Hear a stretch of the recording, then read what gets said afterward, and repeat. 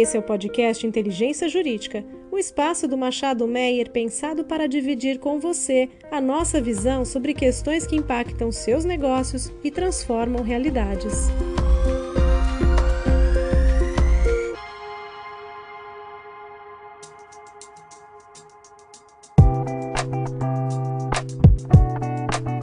Saudações a todos, este é mais um episódio da série Transição Energética do podcast Inteligência Jurídica do Machado Meyer. Para este episódio, eu conto com a participação do nosso sócio administrador, Tito Andrade. Como vai, Tito? Olá, Ana, tudo bem? Um prazer estar aqui com vocês. Neste episódio, temos a grande satisfação de contar com a participação e bate-papo com o André Araújo. O André é presidente da Shell Brasil desde 2010, com uma extensa carreira de sucesso na indústria de energia, é conselheiro do IBP, do Instituto Brasileiro de Petróleo, do Conselho Empresarial Brasileiro de Desenvolvimento Sustentável, além do Instituto Ethos e do Museu Amanhã. Como vai, André? Grande satisfação ter você com a gente hoje. Oi a todos, é um prazer estar aqui. Ana, Tito, muito bom estar com vocês e participar aqui desse evento especial e com esse podcast já conhecido no mercado. Muito obrigado. André, para esquentar aqui o nosso bate-papo, minha primeira pergunta, enfim, vai no sentido da estratégia global, né, do Grupo Shell, não somente no mundo, mas em especial no Brasil, né? E a gente sabe que a Shell, o Grupo Shell, ele tem sua estratégia global, né, o chamado Impulsionando o Progresso Juntos, ou Power in Progress, zerar emissões de carbono até 2050. Nesse sentido, André, como é que a empresa ela busca atingir esse objetivo, né? Enfim, em especial, quais são os pilares dessa estratégia, as iniciativas corporativas que você pode destacar como esse objetivo, em especial no contexto do Brasil, né? Que a gente sabe que é um contexto desafiador. Ana, obrigado pela pergunta. Se eu quisesse falar tudo que está na minha cabeça, a gente ia ter que fazer em várias partes esse podcast. Mas eu acho importante destacar que a Shell, ela anunciou sua revisão estratégica, chamada, como você disse, Power in Progress, em fevereiro do ano passado, né, com essa meta de redução das emissões líquidas até 2050, em linha com a sociedade. Mas eu gostaria de reforçar um ponto que para mim é bastante importante, é que esse nosso compromisso, ele inclui, talvez isso é um detalhe técnico para quem é mais do ramo, mas ele inclui emissões do escopo 1, escopo 2 e escopo 3, o que faz dessa meta ser uma meta realmente extremamente desafiante. Então, no que se refere às emissões, existem três caminhos, né, principais. Primeiro é evitar, eliminando emissões de uma forma integral. O segundo é reduzir, que é encontrar formas de diminuir a pegada de CO2, que é o máximo possível. E, finalmente, caso isso não seja possível, compensar. A estratégia que a gente tem feito para ir nessa direção, ela está composta de três pilares. O primeiro pilar, ele é upstream, a gente reconhece que esse é um negócio que vai continuar, exploração e produção. O segundo pilar, transição, que eu posso dizer que é especialmente o papel do gás natural nessa transformação para uma economia de baixo carbono. E o terceiro pilar, é o pilar do crescimento. É onde entram as energias renováveis, sequestro de carbono, e os produtos da natureza. Nós chamamos esse último item aí de soluções baseadas na natureza. Ou seja, a gente acredita que todas as fontes são importantes, igualmente necessárias, na matriz energética mundial, inclusive os combustíveis fósseis, e que, particularmente sobre combustíveis fósseis, a gente entende que há utilidades dos derivados de petróleo que ainda não tem uma solução técnica ou competitiva adequada nesse momento, né? Eu acho que isso é claro que a gente tem um desafio à frente.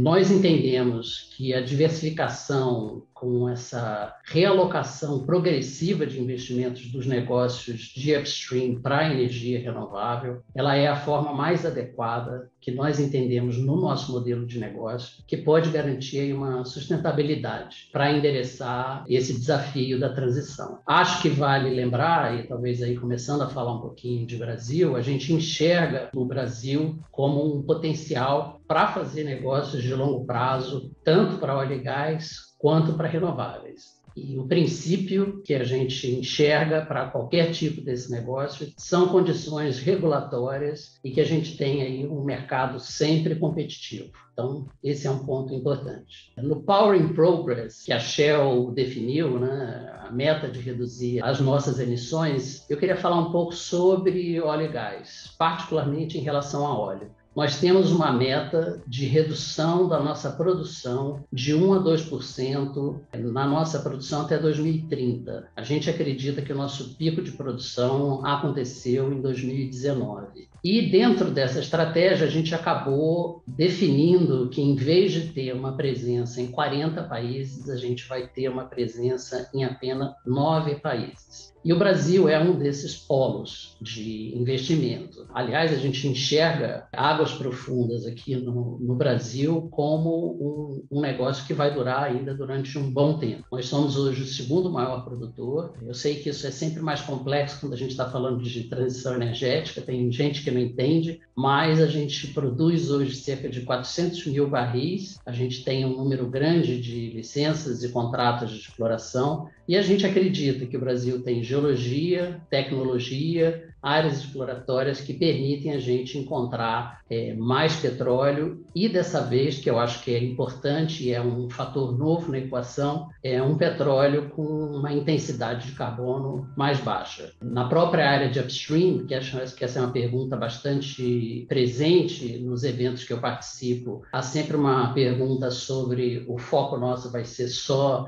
em renováveis, mas eu posso dizer que na própria área de pesquisa e desenvolvimento a gente tem feito um número bastante grande de programas relacionados à eficiência e redução das emissões. Eu não vou falar aqui do programa todo, como eu mencionei, a gente pode fazer um programa específico para isso, mas a gente tem uma série de atividades, por exemplo, só para ilustrar, na área de robótica, né, que conta aí com um portfólio vasto de projeto. Os projetos têm nomes, eu sei que isso não significa muito para muita gente que está ouvindo a gente aqui, mas a gente tem um dos projetos chamado Crawler. Ele, para mim, é um ótimo exemplo, é um robô que atua na inspeção dos cascos das embarcações, eliminando a necessidade de barcos de apoio, e obviamente isso traz um impacto nas emissões. Nós temos também o Flatfish, que trabalha em inspeção submarina, e mais recente, um robô chamado Giro, que ele está bastante focado em reparos e manutenção de FPSO. A gente tem, trabalhando em parceria com outras empresas,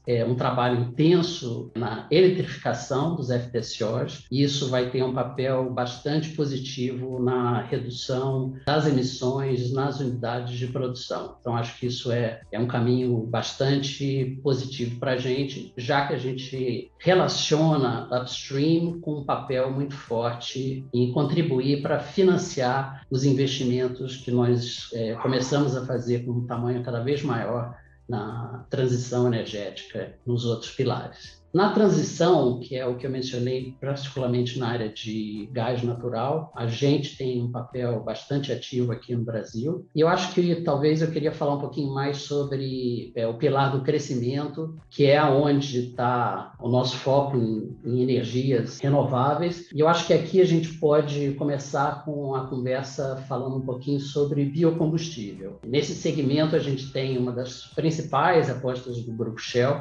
justamente aqui no Brasil.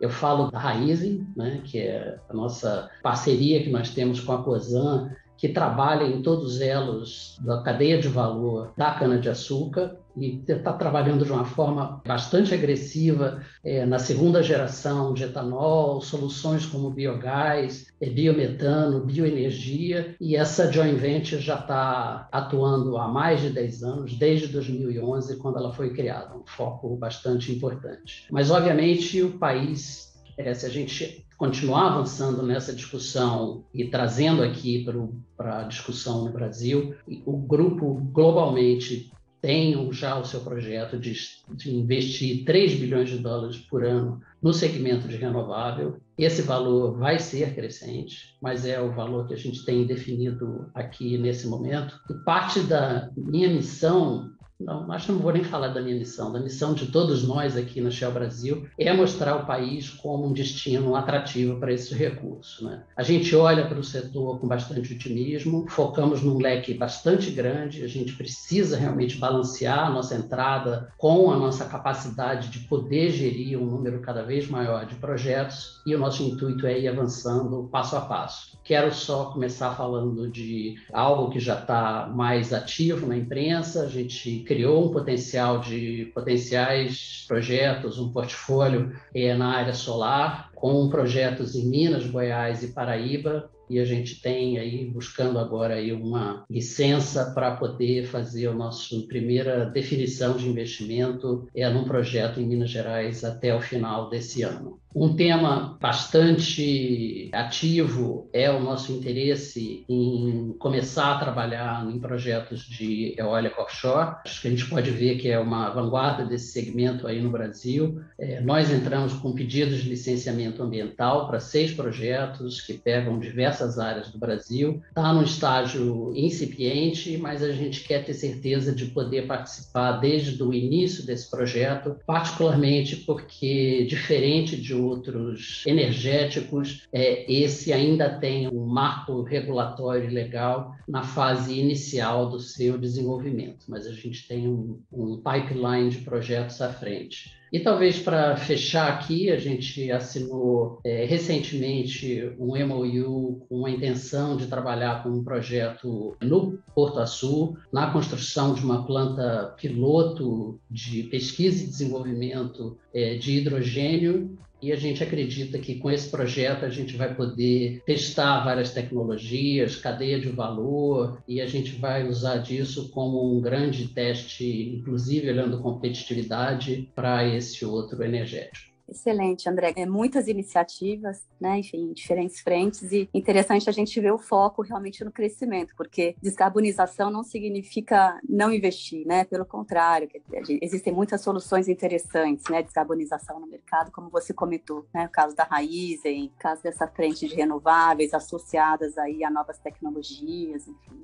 Um tema que eu não mencionei relacionado a soluções baseadas na natureza. Então, a gente está realmente também olhando projetos de conservação de florestas, de reflorestamento, áreas degradadas, e incentivando e participando de um debate muito forte sobre a instalação de um mecanismo de precificação de carbono. A gente acha que isso é bastante crítico. Espero que isso continue evoluindo na agenda do país, e a gente está estudando aí diversas possibilidades de participar desse mercado. Agora, André, existe um estudo bastante interessante que foi publicado, né, recentemente pelo Grupo Shell, que é um estudo de cenários, né, e especificamente a Shell projetou um cenário daqui a, enfim, meados do século XXI, daqui a 30 anos, em que o mundo teria atingido os objetivos do Acordo de Paris, né, descarbonização. E aí nesse estudo se destaca, né, enfim, o que seria necessário fazer para chegar lá, para obter esse cenário esperado, né, de diminuição de aumento de temperatura, descarbonização, enfim. E uma dessas medidas destacadas no estudo é a necessidade de alinhamento conjunto, né, entre sociedade, empresas e governos, rumo à descarbonização, né? Nesse sentido, a gente está hoje no Brasil às vésperas de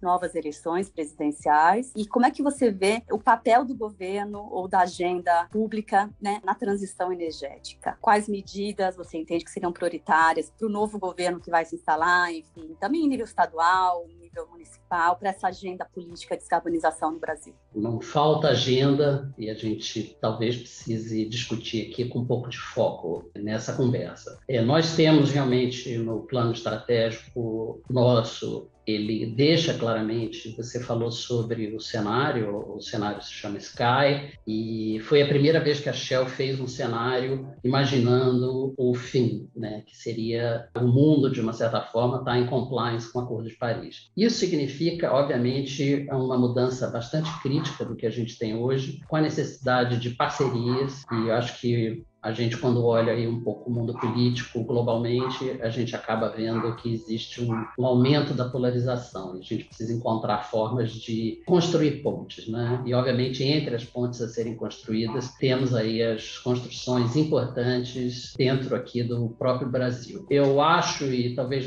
gostaria de destacar, que competitividade é sempre um ponto importante, é o nome do jogo, faz parte da nossa conversa com o governo, garantir todas essas áreas nossas de atuação, lembrando que uma companhia como a nossa, ela tem o seu limite de investimento, e dentro desse limite de investimento a gente tem agora que incluir uma série de áreas novas e, ao mesmo tempo, a gente continua competindo com outros países dentro do grupo por esses investimentos. Então, acho que esse é um grande desafio. Talvez aí, para ser, acho que específico no momento que a gente está passando agora, eu queria mostrar um ponto positivo. Eu fui num evento esses dias do setor de offshore wind e eu pude ver 2 senadores de partidos diferentes trabalhando numa agenda única. Não vou dizer que é 100% de alinhamento, mas isso me trouxe uma certa esperança de que a gente pode conseguir o diálogo. Se eu tivesse aí que simplificar as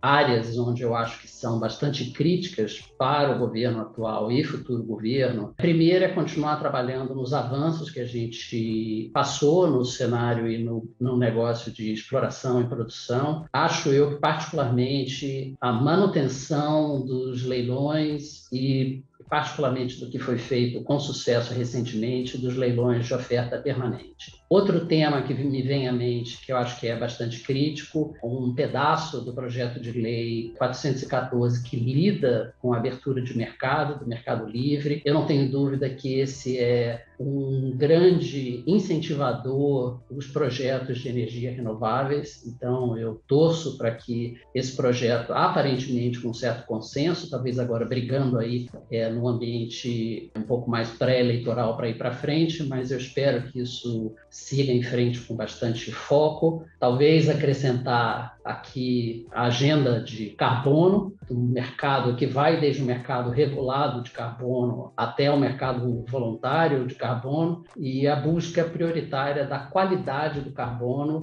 e a gente ter certeza que os créditos produzidos aqui no Brasil vão ser reconhecidos internacionalmente. E, por último, aí já numa agenda não menos talvez tão específica, mas correlata, é a importância do combate ao desmatamento ilegal no país.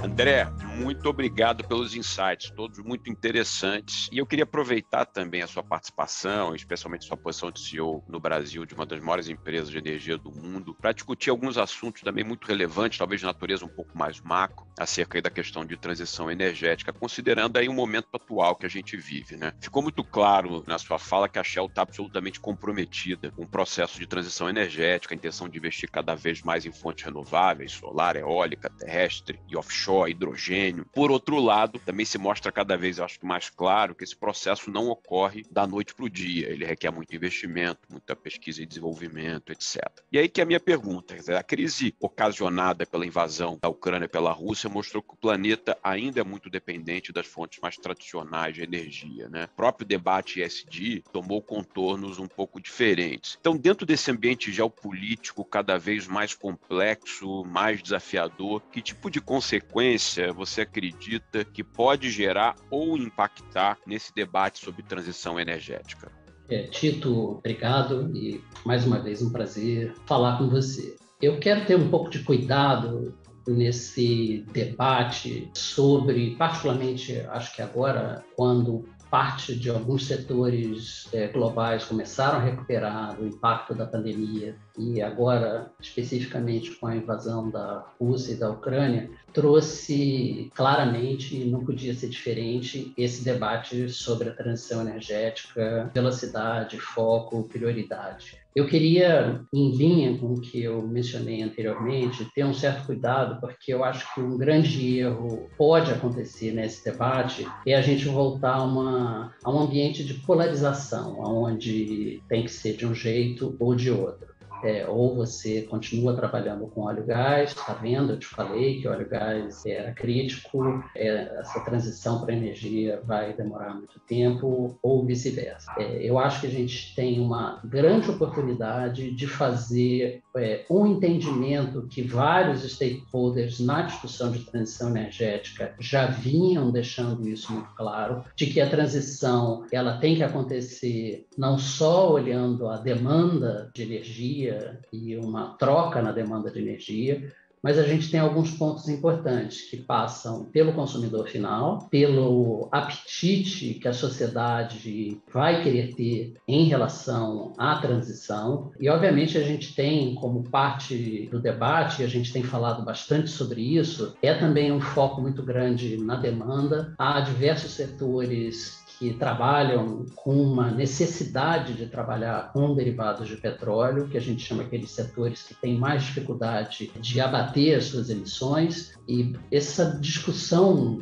ela não mudou, ela continua muito forte. Eu sou surpreendido diariamente com o volume de consumidores que assumiram compromissos de transição energética, de redução das suas emissões e estão buscando trabalhar de forma em parceria, buscando caminhos. Acho que traz à tona um ponto que a gente, de alguma forma, vinha trabalhando no debate, que não tem solução simples, e tecnologias ainda para algumas áreas não estão disponíveis, e a gente vai ter que continuar assim trabalhando em competitividade desses projetos, investimentos e acelerar o processo de aprendizagem e implementação. A gente chama isso dentro da Shell de learning mindset, que vai desde a forma com que os nossos profissionais atuam até a forma com que a gente trabalha com parcerias. Eu acho que o impacto da guerra trouxe com muita força, talvez aqui só para deixar um pouco claro para quem está nos ouvindo, falo de guerra, mas lembro que é uma invasão de uma fronteira de um país estabelecido. Mas voltando ao ponto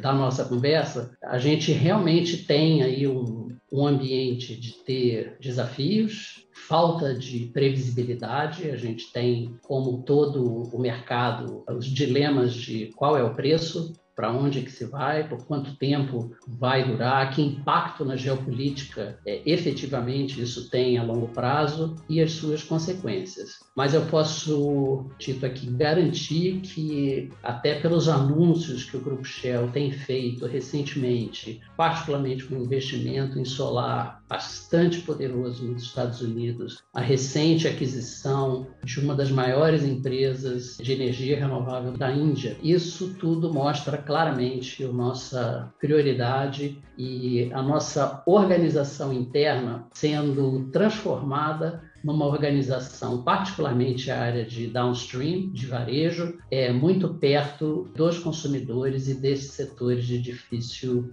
descarbonização. Acho, talvez aqui, Tito, para fechar aqui do meu lado, o que veio à tona agora com um pouco mais de relevância é a questão da segurança energética e a segurança de abastecimento. Isso realmente é um ponto que é importante e crítico. Nós, de uma certa forma, já tendo conhecimento dos ciclos, né, do setor, particularmente de óleo e gás, onde 2 anos de baixo investimento, por qualquer motivo, impactam o mercado 2 ou 3 anos à frente. E não foi diferente dessa vez. A gente viu a pandemia impactando junto com investimentos em energias renováveis, impactando investimentos em óleo e gás, e a consequência foi quando o mercado começou a crescer por vários motivos, recuperação da Covid e, obviamente, o impacto da guerra da Ucrânia, trouxe de uma forma mais agressiva essa batalha constante entre oferta e demanda. Muito bom, André. Muito interessante. Obrigado aí pela resposta. Agora, eu não poderia deixar de aproveitar aqui a sua presença conosco, falando de transição, para falar de mais uma transição que é a sua pessoal, né? Você anunciou recentemente que vai deixar a presidência da Shell do Brasil no final de julho. E eu queria aproveitar para lhe perguntar, você que atingiu o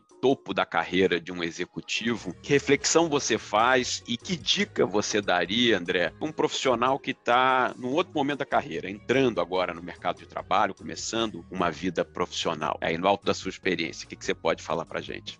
Primeiro eu vou só fazer uma brincadeira, né?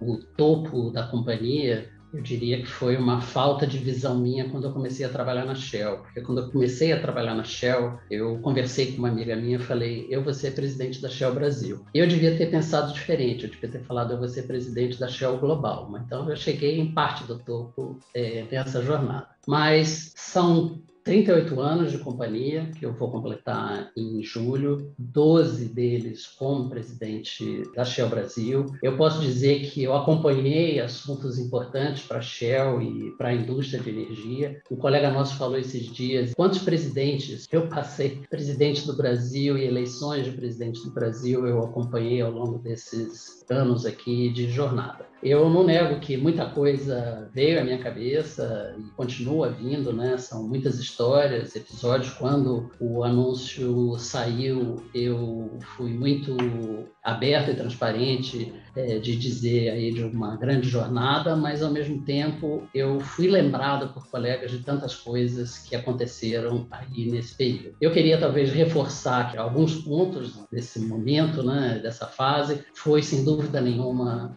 o avanço na transição energética, particularmente aí nos últimos anos. É uma satisfação e é um prazer estar envolvido com esses temas. Os compromissos nossos de agenda de diversidade, equidade e inclusão, a cultura de segurança operacional e bastante prioridade aí no foco com as pessoas, né? Os negócios mudaram ao longo desses últimos anos, aí particularmente o presidente da Shell Brasil foi o período onde a gente criou a Raízen, participamos do primeiro leilão de contrato de partilha de Libra, fizemos a integração com a BG, lançamos a Shell Energy Brasil, estamos finalizando agora, ano que vem, iniciando a produção da primeira térmica a gás em Macaé, transferimos o nosso negócio de lubrificantes para a Raízen e ainda nesse intervalo crescemos aí exponencialmente o nosso negócio de exploração e produção e agora entrando em todos esses novos negócios de renováveis. Então, isso é extremamente positivo e eu não vou negar que esse momento dos últimos 2 anos, gerir pessoas e negócios com o advento da Covid, trouxe, obviamente, para todos nós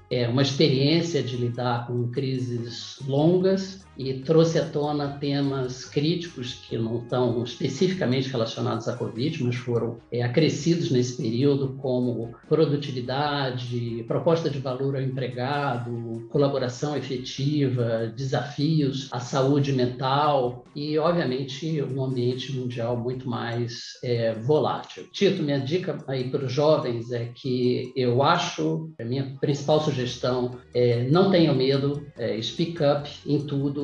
Essa nova geração tem uma lógica fantástica, um modelo mental fantástico, então minha recomendação é tomam riscos, não tenham medo de falar e há desafios importantes a se provar. Veja o exemplo, não estou dizendo que todo mundo tem que ir para a indústria de energia, mas você pode olhar de um lado achando que isso é uma commodity, é um setor sujo, bastante emissor, em declínio, mas eu acho que você também pode encontrar uma outra ângulo, uma outra realidade. Esse setor é vital, ele vai continuar, quem não vai precisar de energia, e tem muitos dilemas, muitos desafios. Então, ele é extremamente tecnológico. O que mais que você quer, né? Você que é um jovem motivado. Muito bom. André, a gente sempre termina os nossos episódios que a gente chama o momento diversidade e inclusão, né? Em que a gente pede para o convidado compartilhar com a gente algum caso, insight, pensamento sobre o tema diversidade. A gente sabe especificamente que na Shell esse é um tema bastante relevante, tocado na agenda de ESG, né? Então, se você pudesse compartilhar algumas palavras sobre esse tema, nesse contexto aí de CEO da Shell, né? Até agora, enfim, o que você vivenciou, enfim, fica à vontade para abordar o ângulo que você achar mais interessante aqui. Obrigado. Diversidade e inclusão, agora a gente fala diversidade, equidade e inclusão, é um tema que me dá bastante orgulho. Reconheço que a Shell é percebida como uma empresa que é bastante atuante nesse setor e a gente não teria conseguido isso sem as diversas redes que nós criamos internamente. Para quem me conhece, sabe que eu gosto de falar de história, falo da história da Shell, dos seus 109 anos de Brasil, mas eu acho que os grandes desafios estão à frente. E, obviamente, a gente tem feito muita coisa, mas a gente não está no lugar que a gente gostaria de ter e a diretoria da Shell Brasil reconhece que a gente tem muita coisa a fazer. E eu acho que esse momento, para nós, e aí já é uma atividade mais interna do que externa, a gente está num momento bastante positivo, porque a gente está se propondo a alguns projetos, eu queria falar especificamente de 2, que eu acho que eles podem, de alguma certa forma, ter aí uma relação com algumas outras empresas e outras indústrias. Inicialmente, nós trabalhamos com metas relacionadas à Shell Brasil, em participação feminina, depois veio o crescimento da população negra dentro da companhia, a rede LGBT e, obviamente, pessoas com desabilidade. Mas, se a gente olhar o resultado efetivo, quando a gente vê os nossos números internos, a gente ainda está muito longe do que a gente gostaria e, obviamente, muito longe do que é a representação da sociedade. Nós optamos e começamos agora, esse ano, no segundo trimestre, nós definimos metas por departamento. E essa foi uma discussão muito longa. A gente foi analisando o comportamento de cada uma das áreas da empresa e a gente foi fazendo acordos entre os gestores de cada área, envolvendo, inclusive, líderes fora do Brasil, e a gente desenvolveu um programa de metas por área. E isso é muito diferente, porque você traz responsabilidade para quem tem controle da gestão. Nossa organização ela é matricial e quando você fala de números Shell Brasil, eles ficam um pouco fluidos. E a gente tem uma expectativa agora de um trabalho bastante intenso que vai envolver muito desenvolvimento e recrutamento e trazer um pouco essa corresponsabilidade para a organização toda. Então, isso para mim é um grande ponto e um grande avanço que eu queria dividir aqui. O segundo projeto é um projeto que tem trazido para a gente uma satisfação muito grande, porque a gente começou a trabalhar em 2 áreas distintas que acabaram se integrando. A primeira é necessidade de crescer na área de digitalização. O segundo é uma clara falta de representatividade de certos setores vulneráveis da sociedade dentro da nossa organização. A gente tem como tradição pedir currículos no recrutamento de funcionários, que obviamente são currículos bastante rigorosos, sem, obviamente, haver necessidade de você ter isso, ou se a gente quer fazer alguma diferença, a gente precisava encontrar uma forma de ser um pouco mais flexível. Então, a gente desenvolveu um projeto chamado NACA, onde a gente selecionou jovens vulneráveis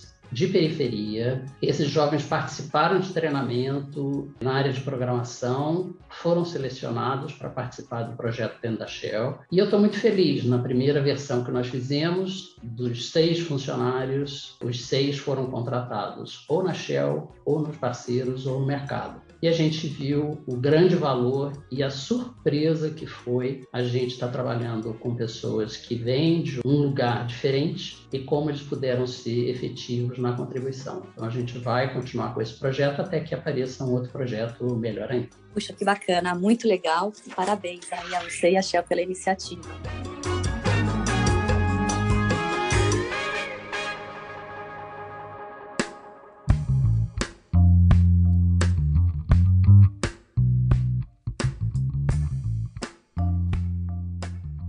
Certamente foram muito valiosas as lições e muito bacana a gente acompanhar, né? Enfim, esses 30 e poucos anos de Shell. André, parabéns pela trajetória, muito sucesso para você e até a próxima. A gente espera rever você em breve. Não, super obrigado, André, foi ótimo, bate-papo muito rico, muito informativo e faço aí as palavras também da Ana. Parabéns pela trajetória e muito sucesso aí no que você vier a fazer. Tá bom, gente. Obrigado.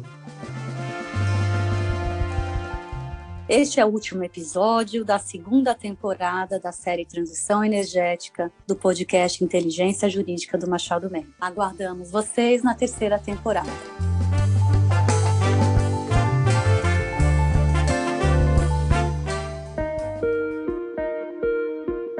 Você ouviu o podcast Inteligência Jurídica, o espaço de encontro para dividirmos com você a nossa visão sobre as questões que impactam os seus negócios.